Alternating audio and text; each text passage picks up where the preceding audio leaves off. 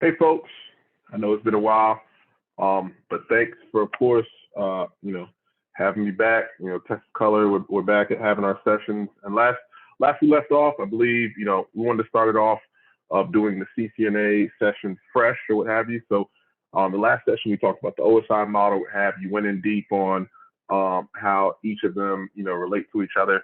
So I went ahead and got started and said, all right, let me go ahead and start with layer two, right? And um, so just to go ahead and just talk about what we're going to talk about today is I'm going to start off at layer two, right?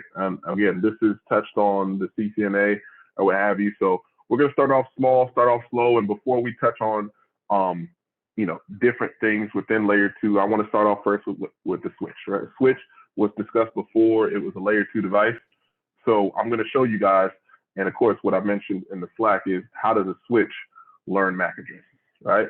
So a switch, of course, it has a CPU just like a computer, so it has a brain to it, right? So the people who made switches or what have you, Cisco, Fortinet, they have some switches or what have you. They found a way to go ahead and make it to where the switch knows where to send traffic to and how to learn about who's who's sending traffic, right? And knows how to do a couple of other things. All right. So in this topology, we got switch one, okay, our last switch. And, around switch one, we have three computers. We got PC2, PC3, and PC4, okay?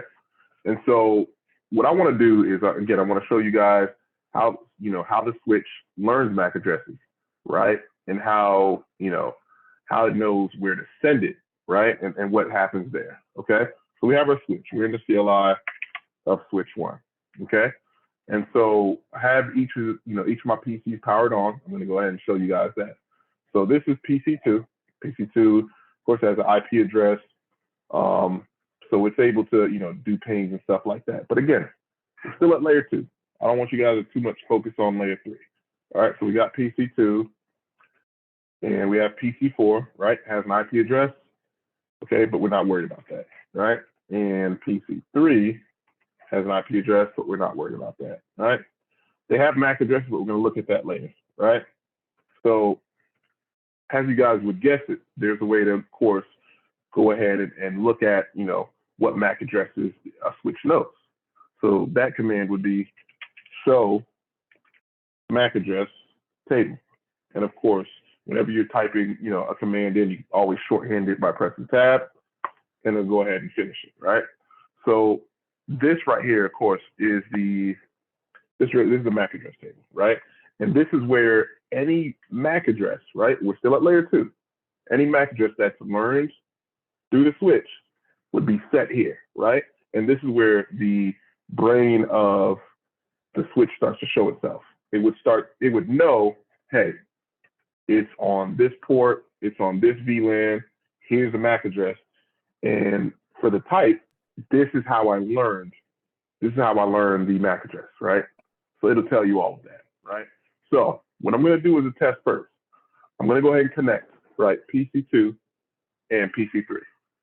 I'm going to go ahead and see if the switch learns PC2 MAC address. We're going to do some verification or what have you, things we did in the past, but I want to show you guys step by step and how it works on if PC2 is trying to ping PC3 and what happens there, okay?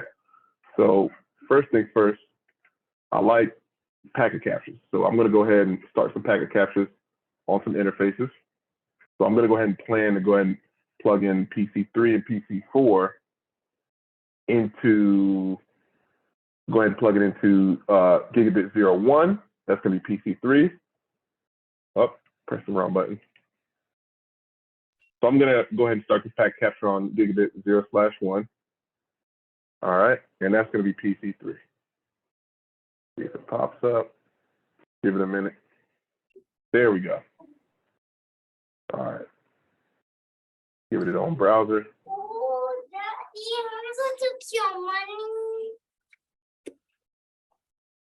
Hey, what's up, folks? Whoever just joined, if you can, just mute yourself. Thanks, folks. Okay, perfect. So we're capturing on that interface. And we're also going to go ahead and capture on, I'm going to plan for PC4 to be on gigabit 0/2. We're going to keep it easy. All right. And we're going to move this over here. Cool. Start that packet capture. And again, we're not seeing nothing yet because nothing's connected to it. And of course, last but not least, we're going to go ahead and capture on PC2. All right. And that's going to be gigabit 0/0 on the switch. All right. Let's go ahead, switch this to the new screen. Perfect. All right. So while those is capturing in the background, I'm going to go ahead and plug up PC2 to the switch. And again, that's going to go to gigabit 0/1. So what I expect to happen is some traffic to go down that interface. And what I also expect to happen, since electrical signals has been passed to the switch, for the switch to learn about PC2 MAC address. To do that, I need to go ahead and see what that MAC address is.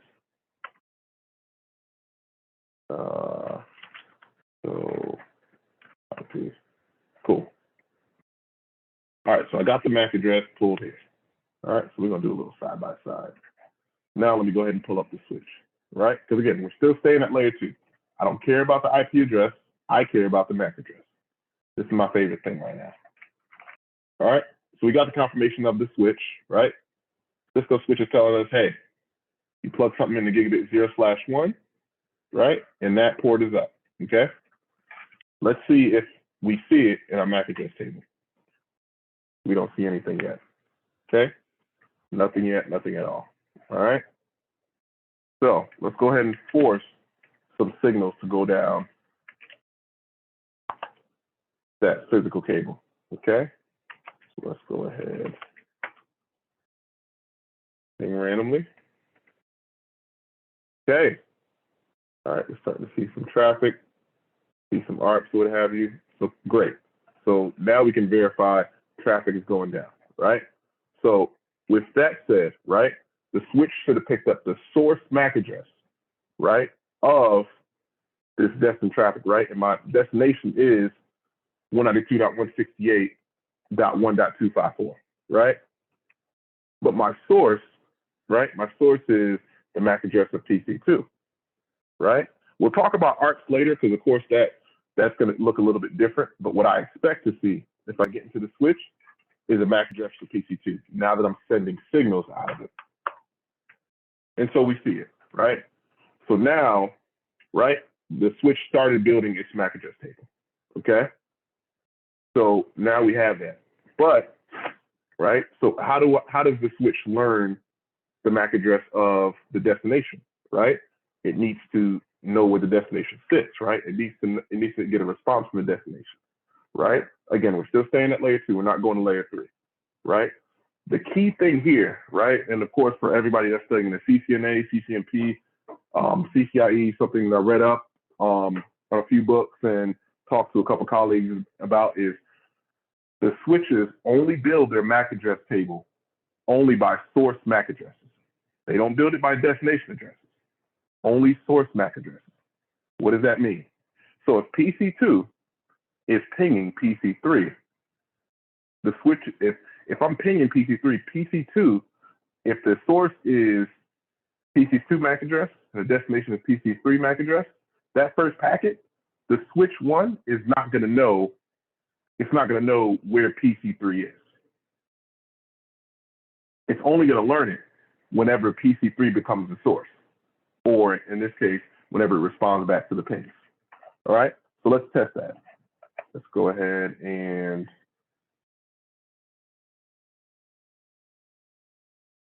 I believe that host address is 53. Let's go ahead and do some continuous pings. All right, so that's not going to work still. We got a connection. All right, cool. We're going to plug it up to 1. All right, and let's look at that MAC address. Let's go ahead and just do some confirmation. So IP, Perfect. So we got our MAC address. Now let's go ahead and go on our switch. Whoops, clicking so many things. All right, so let's go ahead and go on our switch and let's see if it learned it off the strength of just plugging something in. It didn't, right? It didn't, because again, it only learns it from source MAC addresses, okay? So let's go ahead and throw in that monkey wrench and try to ping PC3 from PC2 and see what happens. Okay. Now, before we look at the MAC address table, right? Remember what I said. The switch only learns about MAC addresses when the traffic only learns about MAC addresses only from the source MAC address, never from the destination. So if we see the traffic here, right, we see that .53, which is PC3, it becomes a source. So what we expect to happen is we should see PC3 MAC address in the MAC address table, right? So back to that topic back to that packet that I picked, I'm gonna go ahead and just find 53 somewhere, close that. All right, cool, we can look at this. All right, so the source ending in 03, right? Pull it up, switch one, cool, and we have 03. Now let's triple confirm. Let's go ahead and let's go and open up PC3, and now we see all across the board, right? Switch one went ahead and learned about the MAC address because PC3 became the source in this part of the traffic, okay? And so we went ahead and we see how a switch will go ahead and learn MAC address or what have you, right? And again, that verification, there's a couple of things, of course, for troubleshooting purposes or what have you, to go ahead and see, hey, let's go ahead and verify and see how it learned it. I showed you guys one command, show MAC address table, what have you. Something's not working or what have you, you can go ahead and take a look and see, hey, is my interface up or what have you. So another verification you do is do a show interface status, right? And I think myself and other members of the group, we went ahead and talked about this before, is again, before layer 2, you got layer 1. So you always need to go ahead and make sure that layer 1 is up and running before you go ahead and jump to layer 2, right? So I can go ahead and issue a show IP interface brief, right? And let's go ahead and take a look at this, right? So 2 pieces of good information here will tell you if layer 1 is running, and then you can go ahead and also if layer 2 is running, right? For each interface, for Cisco switches in this case, we're talking about the CCNA, right? They have 2 options at the end of that table called status and protocol, right? Status means layer 1, right? Is it up, right? Do you have something plugged into it? Is the interface up and running or what have you, right? If the interface is down, it's going to show down, right? You're going to see, of course, the word down or what have you, and there's no electrical signals coming through it, right? If the interface is administratively shut off or shut down, right? That was a tongue twister for me. Or if you went ahead and shut down the interface through the CLI, you're going to see it says administratively shut down. So that means it's, even if something was plugged in, nothing is going through it, right? So that's layer 1. Protocol piece, right? That's telling you about layer 2. And protocol being, of course, those protocols that run on layer 2, right? That's telling you that layer 2 is up and running, right? And you should see that it's up as well, right? So we're going through, troubleshooting, having some issues. You're not seeing the MAC addresses that you're supposed to see in the MAC address table, right? And again, we're still at layer 2. You can go ahead and take a look at this, troubleshoot, maybe shut down an interface, turn up an interface or what have you. Then you're going to go ahead and see it, right? So there's that. All right. Any questions so far? Yes, David. Can you just explain one more time when you bring up the interface brief in terms of the switch, and just explain the results and what status and protocol mean for each interface. Sure. So for each interface, right? We're looking at all the interfaces, what have you. Status, to keep it simple, status is layer 1. Protocol is layer 2, right? And so we would never see an up value for protocol without seeing an up value for status. But in reverse, you can see an up value for status and a down value for protocol. Okay? And there's reasons for that. We're going to touch on that later, right? Later in our CCNA series, right? But we're going to stick to, of course, what this session is about, which is how a switch learns about MAC addresses, right? And so again, status indicates layer 1 is up and running. What does that mean, right? There is a cable that's plugged into the switch, right? And on the other side of that cable is a host or what have you, maybe another switch or what have you, whatever it may be. There's something that's sending electrical signals to this switch, right? And it's receiving it. And of course, it's saying, hey, I'm getting electrical signals. My brain learned about it. It's up and running. So layer 1 is good to go. And layer 1 meaning the physical layer in the OSI model, right? I know we spoke on that in the last session. Now the protocol piece, right? Protocol is layer 2, keep it simple, right? And so anything that's running layer 2, right? MAC addresses or what have you, that is, whenever you see it's up, that means, hey, MAC addresses should be learned, all some other layer 2 stuff, layer 2 protocols should be passing through on this interface. That's what this is telling you. If this is down, something's going on. And I'm going to shoot an example out there. Maybe spanning tree, maybe LACP, right? Trunking is messing up. Whatever the case may be, right? You're going to see a certain value for protocol. But typically, if you're not seeing MAC addresses, right, for a specific, what you expect to see for a specific port, go ahead and look at show IP interface brief to make sure, those interfaces are up and running and they're not showing down or an error. Does that answer your question? Yes. Yes. Okay. So pretty much, like you said, if there's an issue on protocol, then that means there's an issue somewhere in layer 2 that would prevent there will be an issue in layer 2. I didn't want to kind of complicate myself in my head. Just say. Nah, it's all good. It's all good. It's all good. And again, bro, we can go ahead and keep it simple, bro. Yeah. Status, layer 1. Protocol, layer 2. Boom. Right? Yeah. Just remember that. Just remember that, and we go ahead and just keep it simple. Okay. Okay? So now the other piece, right? Because again, this session is about how a switch learns about a MAC address, right? We also got to talk about this piece because, you may be going through your switch, maybe going through your device and seeing, I know something's plugged in, but why don't I see the MAC address in the MAC address table, right? The switch's MAC address table has this thing called aging time, right? So what does that mean, right?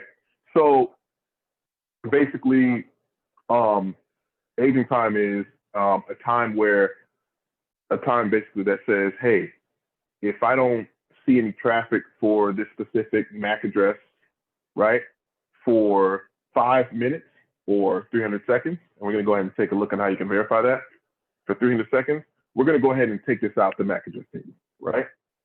So, that's one thing to consider, of course, and one thing that you want to keep in your mind and make sure that you're not causing a panic for yourself, and you actually know how the brain of the switch, from a layer 2 standpoint, keeps hold of its MAC address, right? MAC address table, what have you. Internally, right? And of course, this is a little nugget you won't see on the exam or what have you. There's a process called the MAC address table manager. You can go ahead and put this in your notes. Again, it's not in the CCNA. This is one of the processes or things that run in the background that control the entire MAC address table. And this is coded inside of the MAC address table manager to act as such. You can go ahead and switch the value. But again, these are one of the you want to call programs that run in the background for the MAC address table manager. I thought that was a cool thing to share with you guys and something that you guys could probably teach somebody else or keep that in your back pocket. Okay. So let's go ahead and verify, the agent time, what that looks like.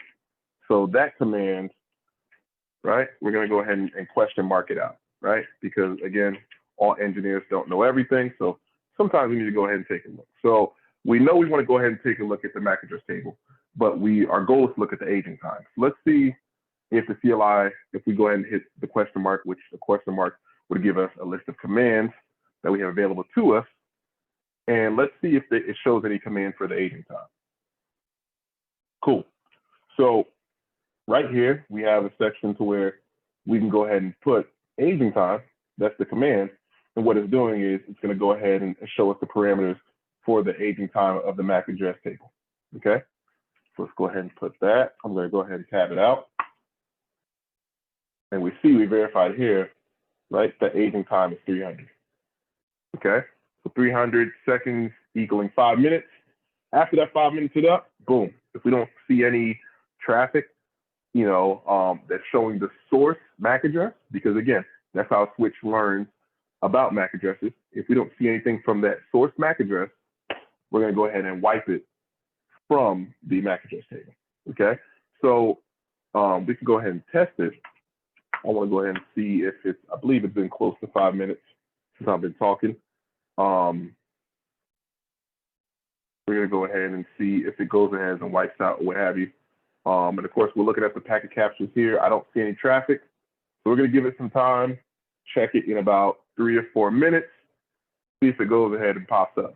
Now, another thing, while we're waiting for this to go ahead and expire, another thing you can also do, right, is not just about, a Switch doesn't have to learn about MAC addresses just by, a source MAC address, right? Mace Windu or Mace Windu or Sonic the Hedgehog, if they were network engineers, right? They can also configure MAC addresses statically within a switch, right? And it's not necessarily learning it, but it would know where this MAC address is, where it sits on a port, and how it works, right? That's not part of this session or what have you, but I want you guys to keep in mind that you can do that, right? You can say, hey, this MAC address sits here, what have you, and this is where it goes. Now, how can setting a static MAC address help you, right? So let's say you want traffic, right, for a specific host, subnet, or what have you to go down a cable, a pipe, or what have you, right? From layer 2, it's a little bit hard, right? Because there's, we have VLANs, right? But, if we have trunks or what have you, there's not true segmentation, right? Unless, right, we set static MAC addresses. How does that work, right? If we set a static MAC address, the switch doesn't have to issue a broadcast to all ports.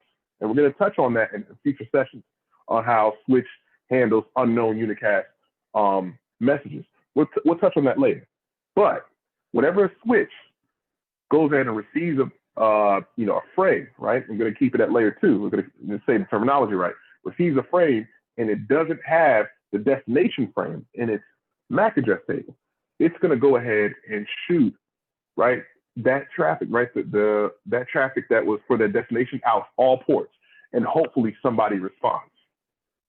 Okay, right? It's going to shoot it out all ports, right? And that's the dangers of, of course, an environment saying, hey, we got VLANs and what have you, et cetera, et cetera. Maybe it's a trunk between two switches, et cetera, right? If we don't have, if we don't have it set, we're going to go ahead and push it out all ports. The switch is going to do exactly what it's built to do, but it's not what we want it to do.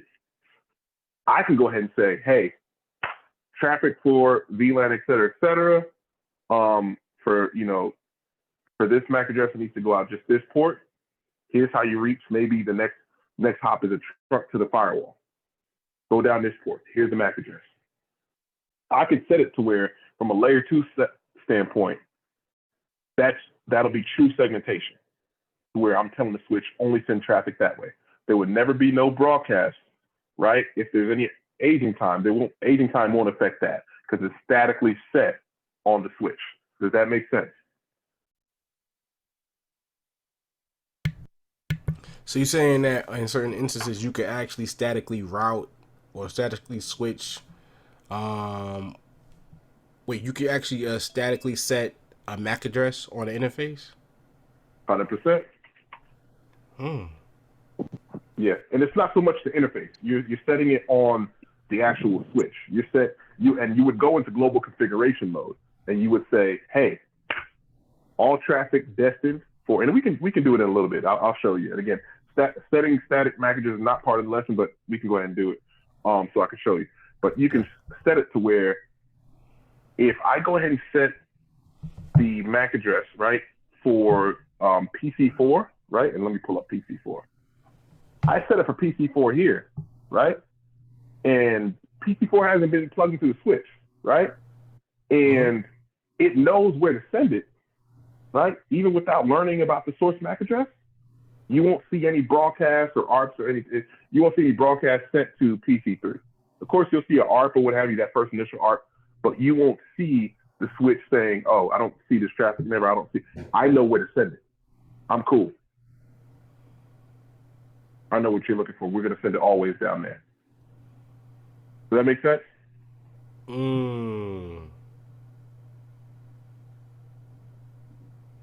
Okay.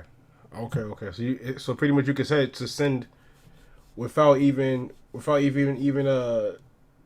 setting any type of what you go frames or anything like that. You can already pre-configure it. Mm-hmm. Okay. And it'll always know, because again, we know Windows PCs, we know Linux PCs, right? It has its own routing table or what have you, an ARP table as well. So it has that IP address to MAC address mapping. So it knows, okay, cool. I get that first response to that ARP or what have you, cool. I know where to send it. Once it has that locked in, that traffic is always gonna go ahead and know where to go to. It's gonna be tied to the MAC address. The IP address is gonna be tied to the MAC address, and the switch is gonna say, hey, I know where to send that. That's already statically set. Even if PC4 doesn't go ahead and communicate, on the wire or on the switch or in the whole broadcast domain, after 5 minutes, it's still going to be there. So the switch one will always know traffic destined for that MAC address. I will always send it there, nowhere else. Don't have to broadcast. Don't have to shoot it out all ports. I don't have to deal with any unknown unicast messages. I know where to send it. That make sense? It does. And just to also ask you another question before you even move on.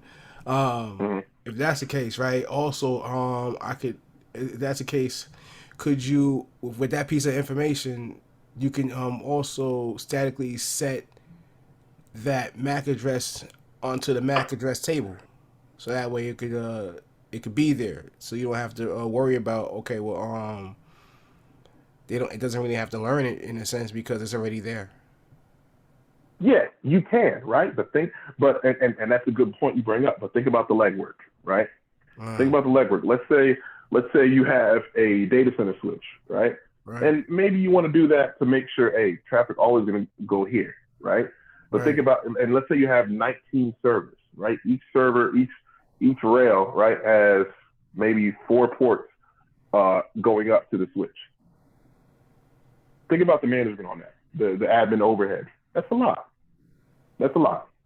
So, with great power comes with great responsibility. Shout out to Spider-Man, right? So you can do it, right? But you have to know when and when not to apply it, right? Because let's say, for example, those ports crap out on the switch. So then you said, Antoine being the admin said, hey, I'm going to go ahead and move, 4 of these servers, cables, fiber cables, move it to another port, right? And so now, right? So now I'm going to go ahead and those sources is going to go ahead and communicate with the switch. Now the switch is going to go ahead and start giving you errors. Hey, MAC flaps. Hey, admin, MAC flaps. I see this MAC address on 2 different ports. MAC flaps. Fix it. MAC flaps. Fix it. Please. I don't know where to send it. MAC flaps. Now you gotta reconfigure everything.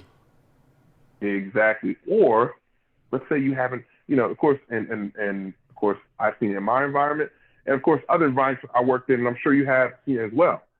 When it's working, everything is gravy. We're in paradise. We're not going to touch it. Right. And the last time we may have touched it may have been 6 months, 8 months, whatever. We don't even remember that we statically configured it. We probably do. It's probably in some documentation if we're some great engineers, but we have to go back and look for that. And let's say we go ahead and we have an issue, ports crap out. We just not checking documentation. We go ahead and move it, and now we done gave ourselves, quote unquote, network issue at layer 2 because we forgot that we statically, right? We overrode what the switch, one of the switch primary functions is to do, which is to learn MAC addresses, and we went ahead and took its job itself. Sorry guys, my dog is sleeping. But does that make sense? No, that makes perfect sense. Makes perfect sense. Okay. Cool. All right. So back to aging time, right? So we know the aging time was 300 seconds, okay, which is 5 minutes, right? And I want to go ahead and show you guys, of course, how that works. Whenever you see, hey, no traffic coming through, what have you. So you guys can see, right? Show MAC address table, right? Went ahead and issued that command a little bit after, it did the aging time, right? Those MAC addresses for, and for those that joined late, I went ahead and did a ping from PC2 to PC3 earlier in this lab, right? And so those MAC addresses were going to stay there, what have you. So after I issued that, right? Of course, after that 5 minutes is up, we shouldn't see, of course, my theory, and of course, along with the theory that's shown in the CCNA and the CCNP and all of the Cisco books and routing and switching in general theory is after those 300 seconds, if there's no data, right? No traffic coming from a source MAC address anywhere, right? We shouldn't see it in the switch, right? Because it's not getting any data, any traffic, right? And so we went ahead and tested. We did a show MAC address table, and as you guys can see, we go ahead and run it again. We don't see those same MAC addresses that we see here. Okay, right? And just for comparison, for what Twan's question was about, statically setting the MAC address to a port, right? And so if I go ahead, right, and this is the beauty of not statically setting it. If I move PC2 from gigabit 0/0 to gigabit 0/2, there won't be no issue. There won't be no MAC flap because again, I'm letting the switch do its job. Okay. And again, one of those primary functions, and we're going to talk about the 3 primary functions later in the future. But to go ahead, one of the primary functions is learning, right? The switch has to learn MAC addresses, right? But they only learn MAC addresses by learning from the source MAC address, not from the destination MAC address, only from the source MAC address, right? What does that mean, right? This MAC address, 02, that's for PC2, right? If PC3 wasn't connected, but I'm pinging PC3, right? And let's say if it was connected, that first ping that goes across to PC3, right? The switch is only going to know about PC2 MAC address. Only when PC3 MAC address becomes the source, which one's MAC address table manager is going to say, hey, let's go ahead and lock this in. I see a different source that I don't have. Let me go ahead and save this so I know where to send it next time. That makes sense?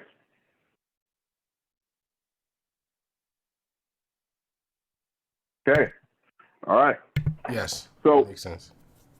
Nah, no problem. So we went over verification, doing the show MAC address table, command. We went over, of course, the aging time, talked about that. And we went over how to check layer 1 and layer 2, because of course, since we're jumping into layer 2, we started the whole CCNA journey over for our new members and old or what have you, wanted to go ahead and start fresh. And we understood, how a switch learns MAC addresses, right? Which is the whole purpose of this lab, right? And with that being said, the lab is at a conclusion, right? And again, this is one of the many first parts of layer 2, right? The next discussion we're probably going to have, and again, it's not going to be so much CLI. We're going to probably take it to Microsoft Paint. In our next session, we're going to talk about collision domains and broadcast domains and what are the difference. And you guys are probably going to ask, why are we talking about that? Can we just hurry up and jump straight into CLI? The thing about these exams, and of course in the future, is that you really have to understand theory. if you don't understand theory at a fundamental level, whenever these, complex topics, you start to jump to these complex topics like spanning tree or VLANs or chunks, or maybe wireless or routing, what have you. You'll be very confused because you don't know the fundamentals. Okay, so just remember that. I'll shoot over that reminder of what we'll be talking about in the next lab, and that's it. Any questions? Again, thanks folks for joining up or what have you. We're finally back at it, having sessions. Any questions?